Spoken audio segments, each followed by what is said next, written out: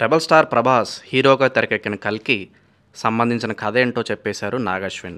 Tollywood, Bollywood star నటులతో రూపొందించిన ఈ science fiction స్టోరీపై ఓ clarity ఇచ్చారు.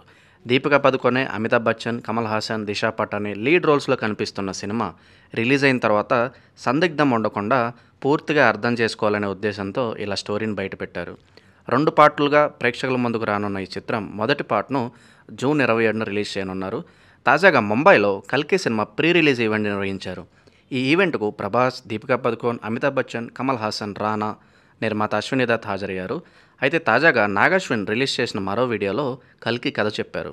కల్కి కథ ఏంటంటే 3 ప్రపంచాల మధ్య ఈ కథ జరుగుతుంది. పవిత్ర గంగానది ఒడ్డున ఏర్పడిన నగరం కాశీ ఈ ప్రపంచంలోనే మొదటి నగరం అని అనేక పుస్తకాల్లో, శాసనాల్లో ఉంది. నాగరికత పుట్టుకే ఇక్కడ మొదలైంది. అలాంటి ప్రపంచంలో చివరి నగరమే కాశీ అయి ఉంటే ఎలా ఉంటుందనే ఆలోచనలో నుంచి పుట్టిందే ఈ కల్కి కథ. భూమి మీద అన్ని వనరులు అంతరించిపోతాయి, కానీ కాశీలో మాత్రం ఒక్కచోట తిరగేసిన పిరమిడ్ ఆకారంలో ఉండే ప్రదేశం కాంప్లెక్స్ ఆకాశంలో కిలోమీటర్ మేర వ్యాపించి ఉంటుంది. అక్కడ దొరకని వస్తువు అంటూ ఉండదు. నీరు, ఆహారం, పచ్చదనం అన్నీ ఉండి అదొక స్వర్గంలా అనిపిస్తుంది. అక్కడ అన్నీ దొరుకుతాయి, కానీ అక్కడికి అందరినీ అనుమతించరు. సాధారణ ప్రజలు అక్కడికి వెళ్ళాలని భావిస్తూ ఉంటారు, కానీ అక్కడ కాంప్లెక్స్ మనుషులు వేరే మనుషులను రానివ్వరు. అక్కడికి వెళ్ళాలంటే మిలియన్ యూనిట్స్ కావాలి. ఇలా కాంప్లెక్స్ ప్రపంచం సాధారణ మనుషులు జీవించే కాశీ ప్రపంచంతో పాటు ఇంకో ప్రపంచం శంబాలా ఉంటుంది.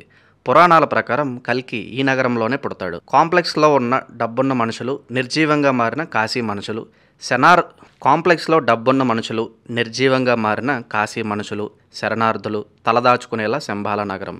ఇలా ఈ 3 ప్రపంచాల మధ్య జరిగే పోరాటం, బ్రతకడానికి మనుషులు చేసే పోరాటంతో సినిమా సాగుతుందని తెలిపాడు నాగశ్విన్. అలాగే కథకు తగ్గట్టు కాంప్లెక్స్ మనుషులు, కాశీలో మనుషులకు తగ్గట్టు ఆయుధాలు, బట్టలు అన్నీ ప్రత్యేకంగా డిజైన్ చేశామని తెలిపాడు. దీంతో కల్కి సినిమాపై మరిన్ని అంచనాలు పెరిగాయి.